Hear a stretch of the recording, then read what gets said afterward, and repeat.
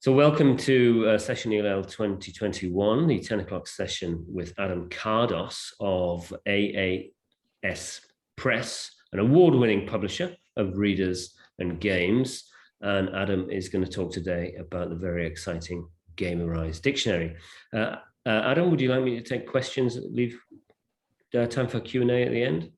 Hopefully. I think if there's only one person, then we're likely to have plenty of time for that. Okay. So yeah. So about 10 minutes at the end, perhaps? Or something like that would be good. Yeah, sure. Okay, then over to you. All right, thank you very much. You can, of course, it's being recorded. So Daniel, if you want to keep your camera off, that's fine. But because it is just essentially the three of us here, it'd be lovely if you did want to turn that on. But again, up to you. All right, so I'll jump right in here. I'm gonna skip a few bits because we're a good 10 minutes in already. Let's see here. All right, so today I'm going to tell you about the Gamerize Dictionary. I'll give you a little tour of the student app, and also we'll take a look at the school portal. And we'll also, at the end, I'll show you some different use cases, some different schools that are currently using the Gamerize Dictionary to sort of supercharge their curriculum in lots of different contexts. All right, a real a question to get started. Oh dear, are you seeing my screen? Yes, you are, I imagine. Are you seeing that, Daniel? We can see it. Okay, great. If you do actually have a second while we go through this, if you'd like to download the app at this point, you can go ahead using these QR codes, or you can just look it up in the App Store or Google Play. Just search Gamerize Dictionary and it should be the first thing that shows up there. But don't log in or anything yet. You can just sort of get that downloading and I'll continue on.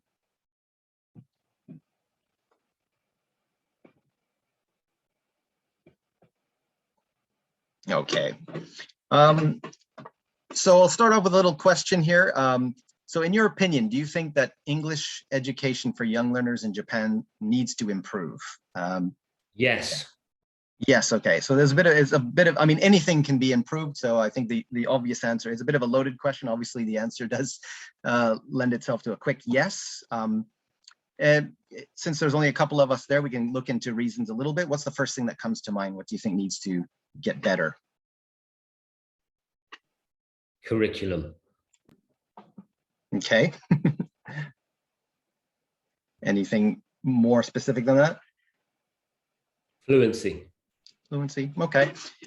Yeah. So I don't really want to get into questions of approaches or methodology in this talk, and that's not. I'm going to steer clear of that altogether.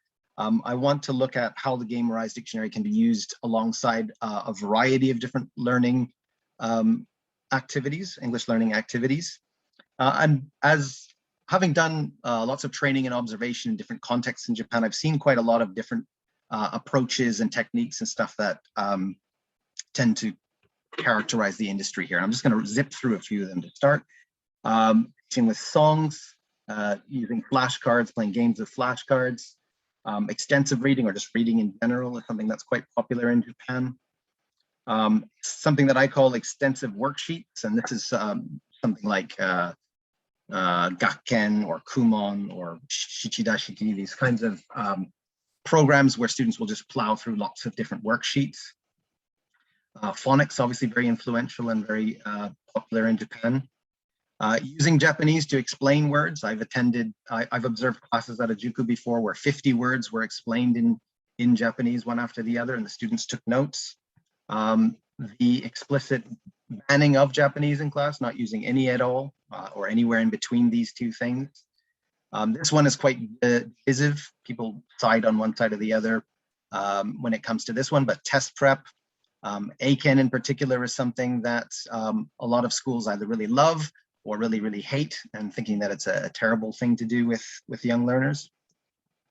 Grammar translation, teaching students grammar terminology, subject, verb, object, and word order, and translating things. This is also, again, very influential, very common in the industry. On the other sort of end of the spectrum, we've got CLIL, teaching content, project-based learning, task-based learning, story-based learning, more holistic type approaches to teaching. And the last thing that I'll mention here, and there's loads of more techniques and approaches that can be touched on, but speech contests seem to be a very busy thing, a very popular thing in this country as well. Lots of elementary schools or language schools like to have students put on some kind of performance as the goal of their program. So having said all of that, I'm not going to, again, say which ones. I do have some very strong opinions about which ones are good and which ones aren't. And I'm sure everybody in the industry does. A lot of these points can be quite touchy, actually, for teachers. But what I'd like to say is that I think all of these different things can and are sometimes can be very effective.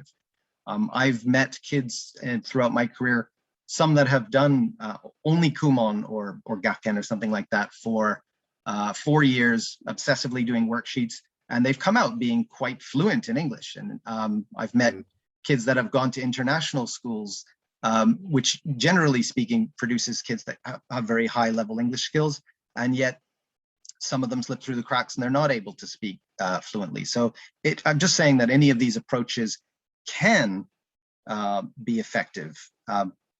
But I think that there's a couple of ingredients that is common to all of the cases where they are successful. Let me ask that to you guys. What do you think are the sort of common ingredients that lead to success for young language learners?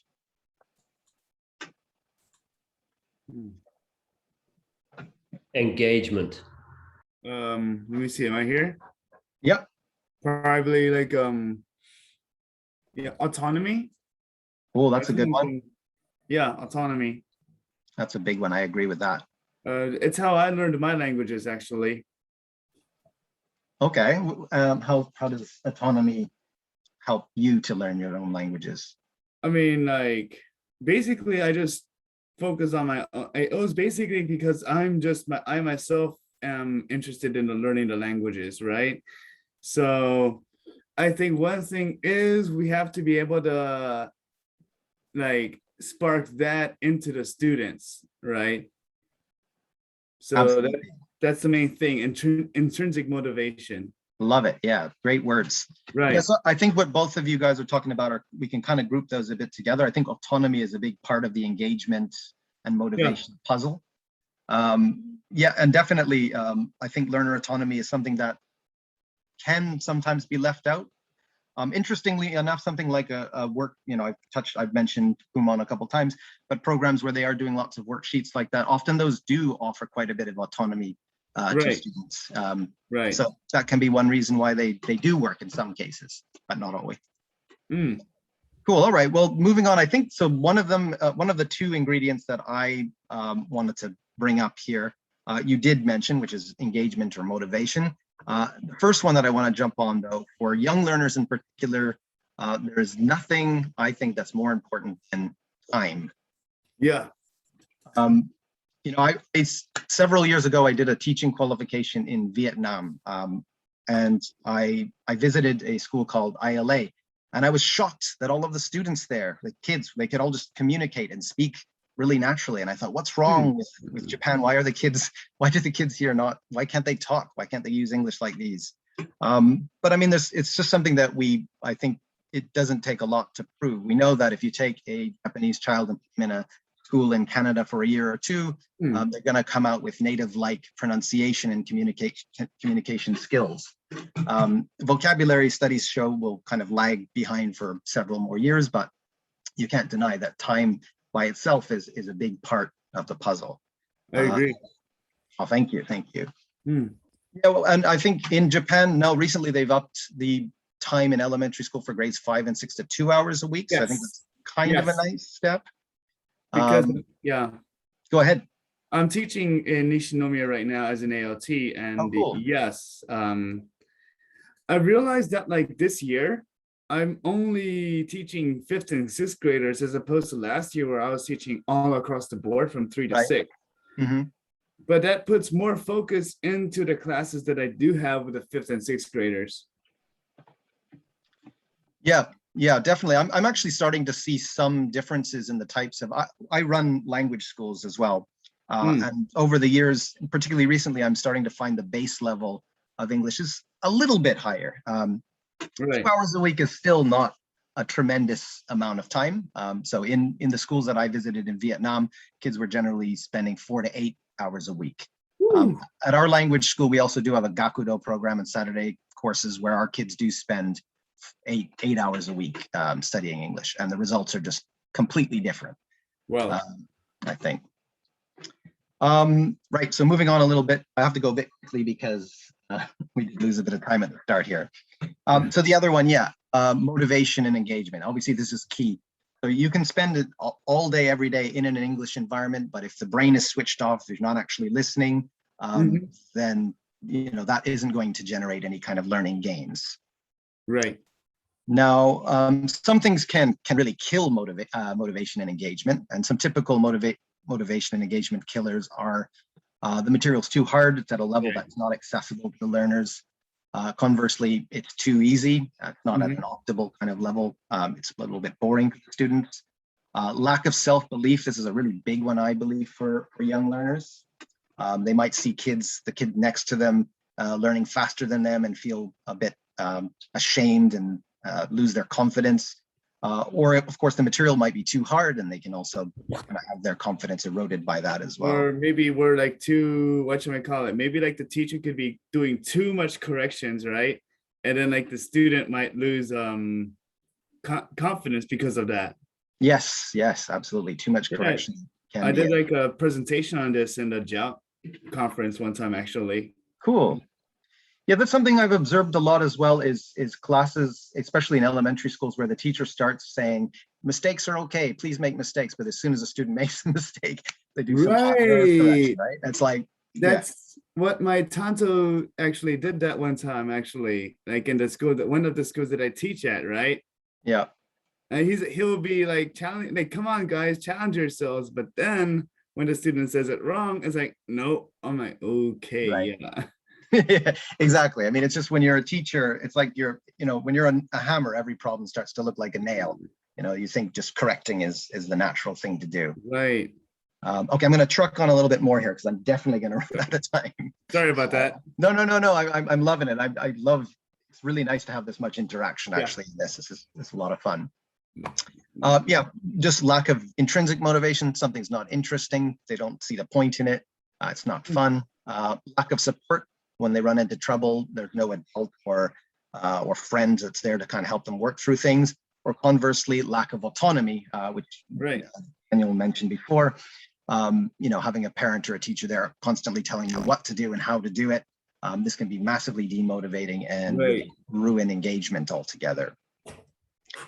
So our company, AAS Press, teamed up with software developer Tintash and Soapbox Labs, which is a voice recognition specialist for kids.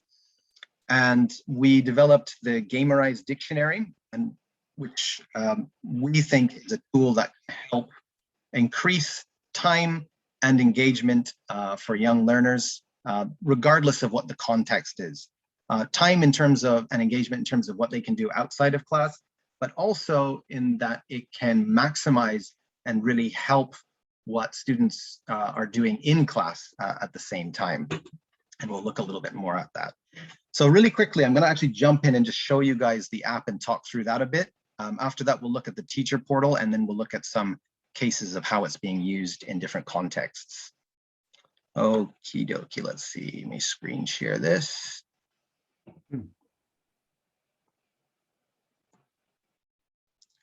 Okay, here we go. So you're seeing that screen there, everybody? I see it. Yep, great. Gamerize Dictionary. There we go. All right, so the Gamerize Dictionary, we'll jump right in here. I'm going to click on play, and we'll find ourselves in the kingdom, which is the central theme of the app. And it's about dawn. It seems like it's just becoming daylight now.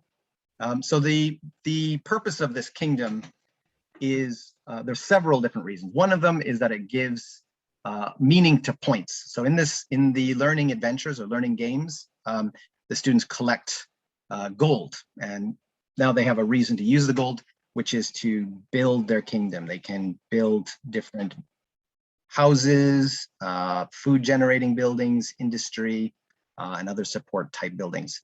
They can also use gold to help equip their avatar with weapons and armor. Yeah, so basically, you know, if you're playing a game and you're not competing against another person, the number which represents your points can just become completely meaningless. So this gives a reason for the points. It also allows for goal setting. So if you're looking through that building menu and there's a really nice, like a hospital or some kind of like something like this, an alchemist's lab that you really think looks cool and you want to add this to your kingdom, you can sort of set that goal and say, oh, I need to go out on more adventures and study to accumulate more gold to get it. Another interesting part about it is that it does offer a certain amount of autonomy as well, in that it is a personalized kingdom. So this is a representation of your effort and study over a long period of time, but it's not the same as anyone else's. It's not just a badge that says you've passed level 1. It's something that's very much created by the learners for themselves. It also, an important part as well is that habit formation is really important for study. Getting kids to study, log in every day, just to do a little bit of study, reviews or new adventures or that sort of thing, is really important. And one of the things that they can do here is they log in and they can click on collect all the different resources from buildings. So that gives them a reason to just, it just takes a second if that's all they're going to do, but it helps to create that habit. And having a strong habit really reduces the need or the perceived need for effort. Something just becomes kind of automatic. While we're at it as well, there are monsters. Oh, this one's standing on the river. He's attacking the dock there. These monsters are actually the review sessions from the app. You go on, oh, there's another one in the corner here. You can see it, there's a little green glowing stone golem. So these are, when you finish an adventure, the final game, which you'll see in a bit, is an RPG battle. When you defeat the monster, that enters a spaced repetition system. And those monsters will come back and start attacking your kingdom. And when you log in, you need to defend your kingdom in order to complete your reviews. This green glowing one here, this is actually an AI generated review session. So the system will create a custom review session based on analytics, looking at common errors and stuff that the user has made. Right, so it is called the Gamerize Dictionary. So there is a, oops, dictionary is not, I'm just zooming in to show you there. But the dictionary is actually in this stack of books here. So if you want to use it as just a straight dictionary, that is something that you can do. So learners can just type the word. Currently, our dictionary is at about 6,000 entries. And an entry, it is not all individual words. We have different entries for different inflections or different meanings of words. So for example, the word take will have multiple entries. Let's look at it actually. Right, so we take a photo, take the train, you know, bring something somewhere, all the different meanings. Now, to take a look at it, we can click on the word and then it pops up here. And oh, I need to give you share audio. I just realized, hold on a second here. Share audio. So for each entry, we've got a translation, we've got the word, we've got a picture. Take. And an audio file, not text to speech, but actual voice audio. We've got an example sentence that is graded to the word itself. We have to take a ticket and wait. So students can look up words and get examples of how it is actually used. We also have a hiragana kanji button here, so students of different age will be able to understand and use it. Okay, ripping along here, I'm going to show you really quickly the adventure menu. So I've just clicked on the adventure menu and the king pops up here telling me that I should complete my reviews and defend the kingdom before going out to study new things. But I'm going to ignore him here. In just a second. Right, so the first, there are a few different tabs here. The first one here is adventures from your teacher. So the teacher on the admin portal can assign adventures to you. They can pick content from bundles or make original adventures and add them to your app. This here will show you what is in the adventure, what are the different words. And these icons here are the aims. It tells you what aim setting the adventure is made with. So this big long one here is for saying the example sentence. This circle here is for just saying the individual word. And then we've got writing aims here as well. So for typing, spelling words and writing sentences as well.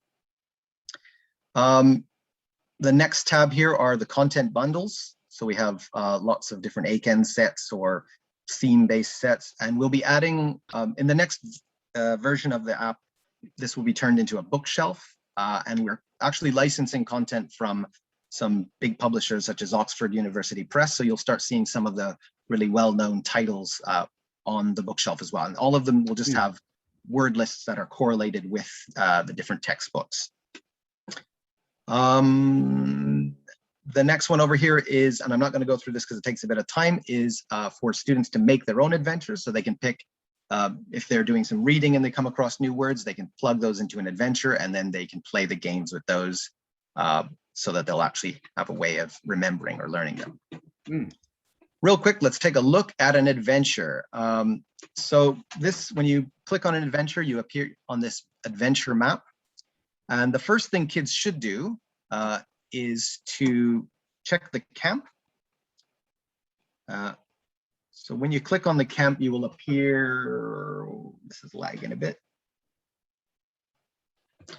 You get a chance to look at the different flashcards and the language that is in the adventure. So Give up. and you can see example sentences I give up. for all of the different words. So they can kind of look at these and study it at their own pace.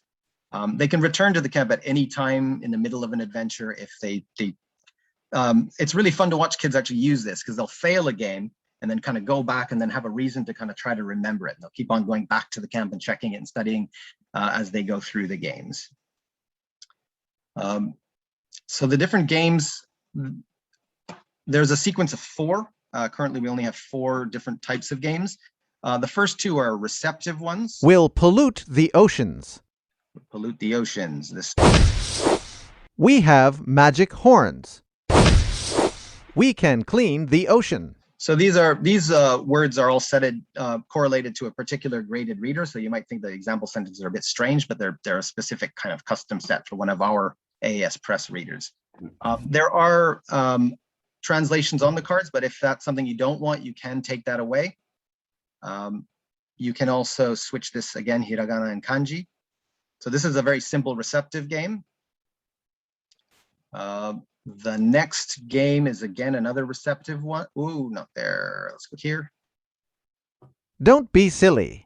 Don't be silly. Over here. Oops. We can clean the ocean. And again, if we want to see the translations for that, we can see it that way. I give. So that's game number 2. Now games number 3 and 4 go into production. So this raises the level of difficulty. Once they've had a lot of chances to understand the language and to hear it, then they can practice it. So number 3 is... Don't be silly. Don't be silly. Don't be silly. Let me try it out here. Let's see if I can pronounce it well. Don't be silly. So you click on the mic and you can then say it, and it'll give you a score for each word of how accurately you've pronounced that. And if you're not sure why maybe it didn't give you a good score on something, you can check it again. Don't be silly. That was my voice just now. Don't be silly. And now you can tell that the actual recorded voice is my own as you compare them side by side. But yeah, you can kind of compare the sample and slowly work on your pronunciation that way. And this is something that a lot of comments we're getting from parents is that they really see their kids slowly improving their pronunciation as they do this kind of independently on their own. Will pollute the oceans. Oops. Hold on, I got to get out of here. Whoa. Uh-oh. Uh-oh. Yeah.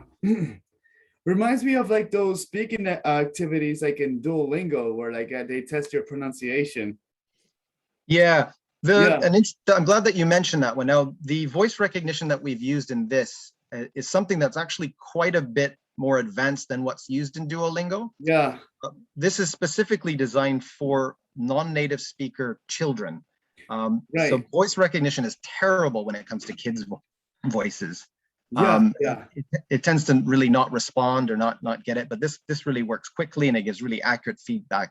And it's been designed using machine learning based on a huge data sample of children's voices from different countries in the world.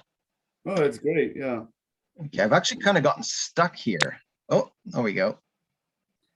Because I know like Duolingo can be quite strict on like my accent when I pronounce something like, for example, in Russian, and it's like, oh gosh, I'm getting it wrong again and again and again. Right. Sorry, I'm actually using this on an app emulator on my computer and it seems to have frozen. So I'm actually have to jump out there. The next game in the sequence there is an RPG style battle, and that is against the monsters, which you saw in the town map there. And that's the one where you're not repeating things, you're just sort of being tested on it. But I think I'm going to just need to close this. I don't know why this isn't working. All right. I'm seeing a couple comments here. I'm going to have a quick look there. Yeah. Yeah. There you go.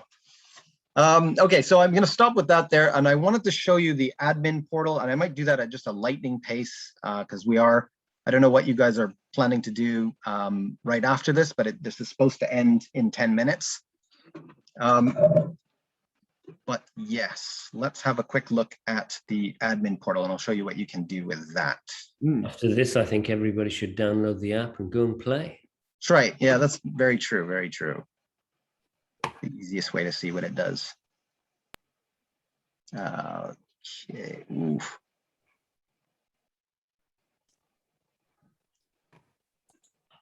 All right. So here is a quick look at an admin portal. This is not a real live school because it would show students' personal information, which I can't allow you to see. But there are a few things that you can do in here. You can add teachers. Teachers can have their own separate portals and they can be connected to your main school portal. We have a list of students and each student you can click on and see individual student statistics of what they've been doing. Classes, we can make classes, look at different classes. And this is the interesting bit, I think, is we can create adventures and assign them to student apps. And this is really easy to do.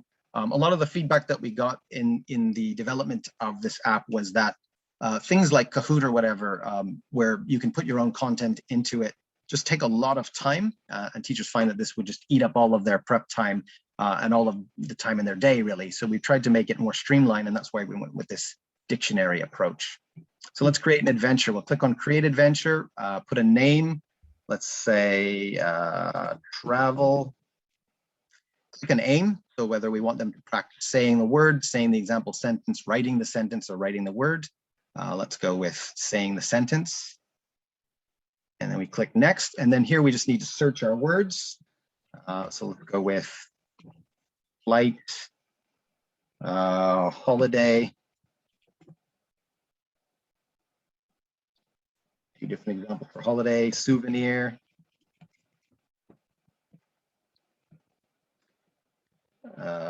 Shopping. Anything else travel related I should look up here? Hotel. Hotel. Traveler's checks. I don't think we have that one yet. Do we use those anymore? Let's go with bus. Maybe we take a bus during the trip. We've got bus driver, bus station. Restaurant. View from the hotel. There's something there. Restaurant, that's a good one. Yeah. We need to eat, right? There we go. Well said. There we go. We hit next, and that adventure is now created. And then what we can do is just go to assign adventure here. Click on our class. click next. Click on the adventure that we just made. Hit next. Again, we're going to choose the aim. So we said this was say the sentence, assign, and then that's done. So now this class, any of the students that are in this class are going to have that in their app to practice. This is really useful. Like after a class, sometimes you'll see that students kind of some incidental vocabulary came up in the class that the students didn't know, or there's a typical error that they're making. You can always make little supplemental adventures like this to assign to them to make sure that they do retain it. Other really cool thing here, I think, is the analytics. Again, you're not going to be able to see any really real student data in here. I'll try to show you some in the last 5 minutes. But here we can look at login stats, how many times the student has checked in, how much time they've spent in the app, how many words they've studied, and you can filter this by time period and learning aim. You can also put it no time spent, and you can sort of follow up on the students that aren't doing their homework or that aren't actually using the app every week. Yeah, I got through it really quick. Usually I would have you guys log into the app and plug you into this so that I could actually give you that adventure, but I think with 5 minutes to go, that would probably put us over time. So the last thing I want to do is just kind of talk about a few of the different cases and ways that different schools so far are using Gamerize Dictionary. It's only really been out for 3 months at the moment. Okay, so first of all, I'll talk about a context that is the most familiar to me. So at our school is called EA Kids. We've been using the Gamerize Dictionary to really flip our classes. We tend to do story-based and CLIL type lessons. And we find that often getting through vocabulary needed to access more sophisticated content just can take up a little bit too much of the class time. So by flipping our classes and having all of the students study whatever words they need in order to access the content before class, they come in and they're really able to use the class time to maximum effect. When we were doing online classes in 2020, we found in particular time just got eaten up by trying to do vocabulary input, and it just wasn't effective. And ultimately, you know, a teacher is not like a jug of water trying to pour information into kids' heads. For kids to actually learn new information, they need to just be switched on and do it on their own. You know, some kids really thrive at learning vocabulary in a group class playing games, but then you'll always get a few kids that are just kind of mumbling along and aren't really kind of retaining it. And so far, what we've really found is particularly those kids are coming to class with a whole new level of confidence because they were able to, they weren't comparing themselves to anyone else. They just were able to kind of learn the language at their own pace. And they're participating at a whole other kind of level of confidence and motivation. Quick look at some of the stats at our school, and this is the names and stuff have been blurred out here. And the last couple of months, take a look at this is time spent in app. The top one on the leader there is 40 hours. They spent 40 extra hours focused time studying English. Wow. Going down 30 plus hours. Not everyone, if we go down the list, you'll start to find some that are, you know, in the lower 10s and stuff like that. So not everyone, some students are just doing 1 or 2 adventures a week. But we're finding that a good 20 to 30% of students in almost all of the schools that we've used Gamerize Dictionary will become hardcore fans and just start burning through other content that's in the app as well. Looking at some numbers for words studied, again, top of the leaderboards, but in a couple of months, 1,300 words, over 1,000 words if there's several students. And most of the students are going to be, you know, well over 50 words or whatever, which is a considerable amount of extra study that's done. Here's a quick look at an individual student's stats. So if you can see during 1 week how much time they've spent in the app, overall how many words they've studied, how many adventures they've done, and it gives you this nice list of their common errors.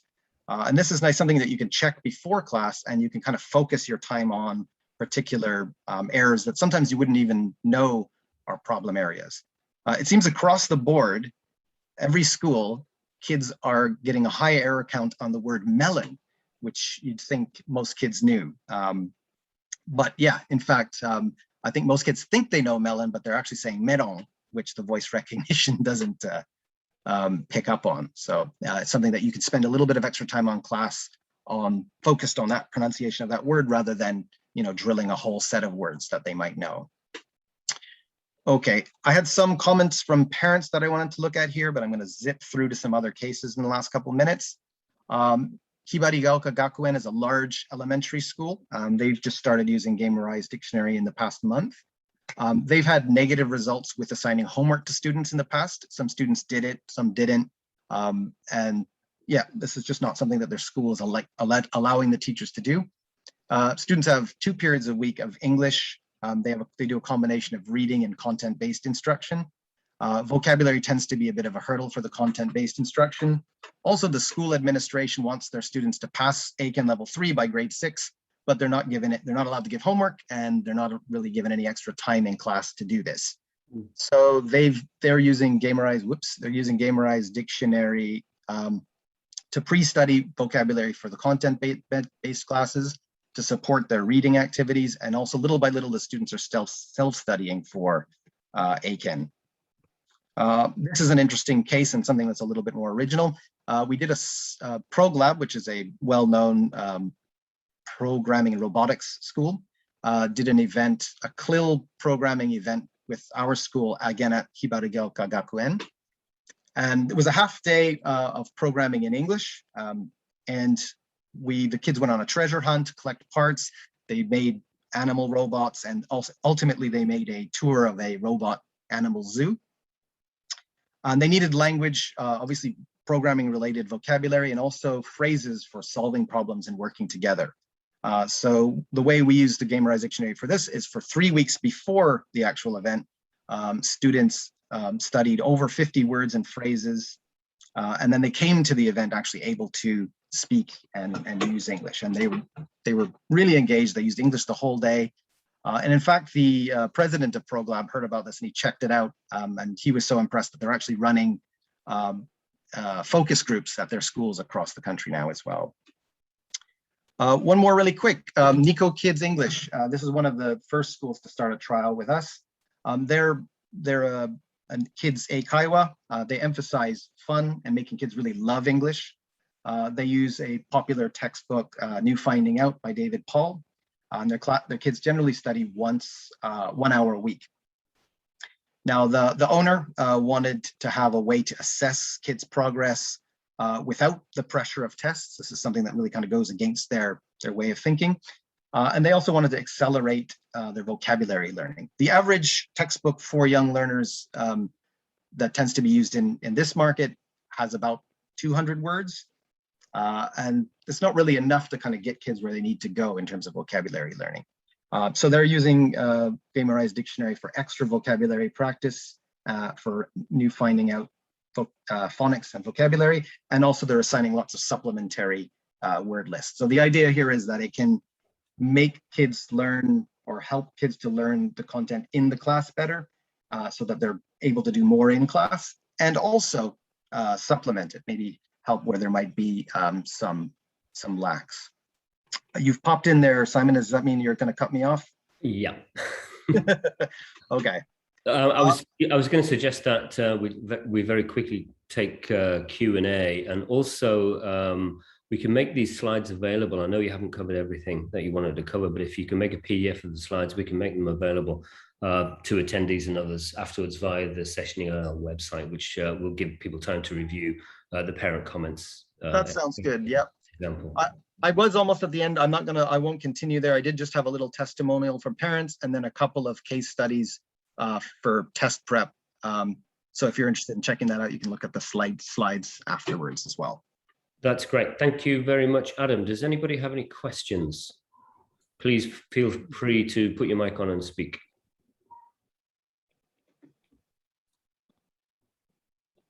We've lost Daniel. He was quite active before. I think Yeah. I don't know. It seems pretty clear to me, though. I mean, got no questions at the moment. One question I would have, Adam, would be that, so In your experience to date, kids are performing as well on their own as they are using the game specifically, as well on their own as they are without any parental or teacher help? On the game specifically, rather than English elsewhere, I mean. Right. I think younger kids, like our target audience really is all of elementary school, but probably the sweet spot is more grade 2, 3 and up. Grade 1 students tend to require a bit of support at the beginning. Right.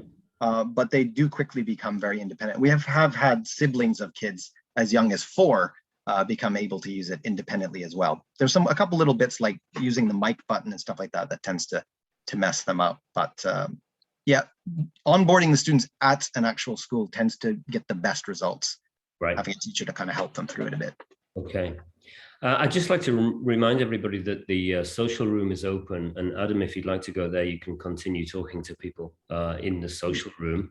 For now, as we're a little bit over time, even though we had a bit of a late start, I'd like everybody to put their microphones on and give Adam a very large, loud round of applause. Thank you, Adam. Thank you. Thank you so much. That was good. That was a good one. If you want to contact us, there's an email on the screen right there. So go ahead and get in touch, and we can continue talking that way as well, if you like. Okay, thank you very much. I'm going to stop the recording.